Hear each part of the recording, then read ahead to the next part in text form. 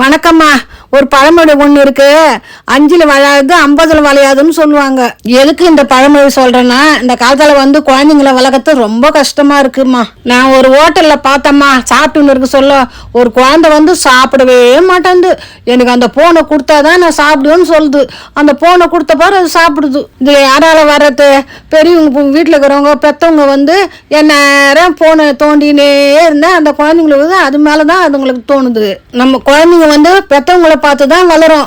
நம்ம அம்மா அப்பா என்ன பேசுறாங்க, என்ன செய்யறாங்க, அதுதான் அதுங்களுக்கு மைண்ட்ல வருமா கண்டி, வேற எதுவுமே வராது. அதனால நல்ல வார்த்தைகள் பேசி நல்லபடியா சண்டை போடாம, ஏதோ ஒரு சண்டைன்னா ரூமுக்குள்ள நம்ம புருஷ மாட்டுக்குள்ள 2 பேரும் சண்டை போடணும். குழந்தைங்க அனாவசமா அசிங்கமான வார்த்தையெல்லாம் பேசக்கூடாது. குழந்தைங்க மனசு பசுமறுத்த ஆணி போல, நம்ம என்ன சொல்றோமோ அது அப்படியே பதிஞ்சிடும் அதுங்களுக்கு. அதோட குழந்தைங்களை அன்பாலதமா திருத்தணும், அடிச்சே திருத்த கூடாது. அது மூடமா ஆயிடும்.